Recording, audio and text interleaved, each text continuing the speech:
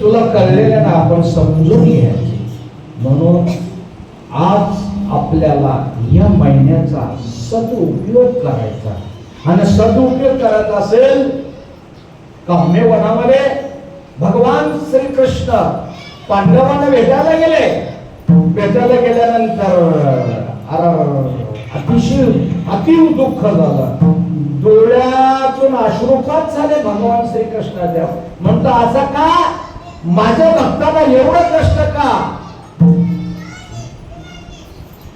नीट चांगला विचार केला तर एकच गोष्ट आहे की कर्म बदलता येत नाही, बिलकुल बदलता येत नाही.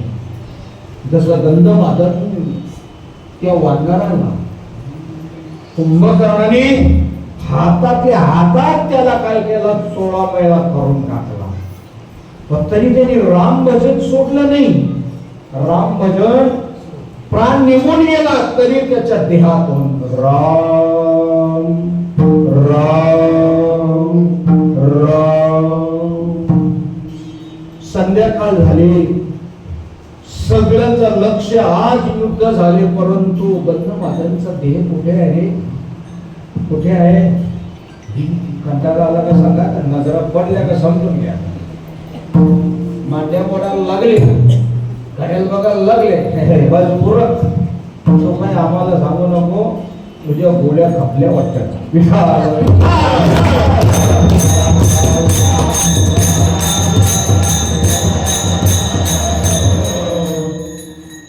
मारुतीरायाने सगळा रणांगण शोधलं.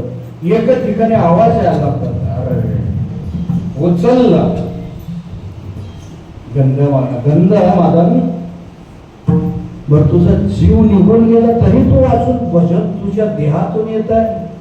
काय करू होत? माझ्या हृदयात ती राम आहे, बाहेर पण राम आहे, जगतामध्ये राम आहे.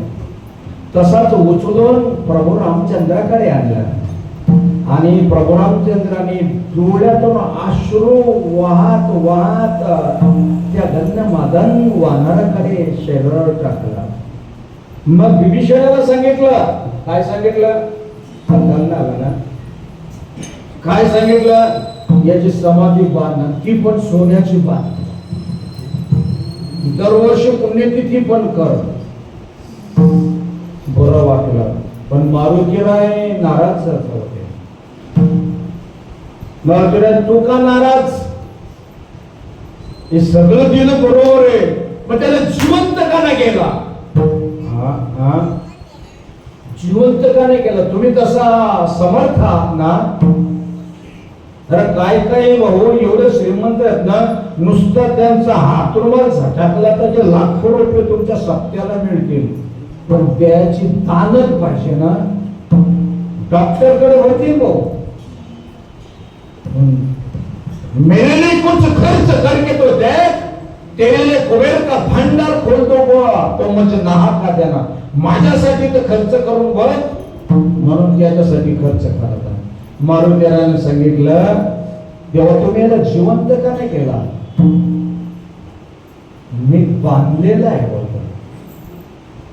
जा वाल्मिक रामायण विचार, त्याच्यामध्ये लिहिले का गंधमादन वानराला जिवंत करायचं आहे? नाही, मी बांधलेला आहे बोलतो. नाही तर एका झटक्यात, दुसरा झटकाच नाही. आम्हाला जाता जाता आता लासूर गावाला जात होतो. जाता जाता ट्रेन मध्ये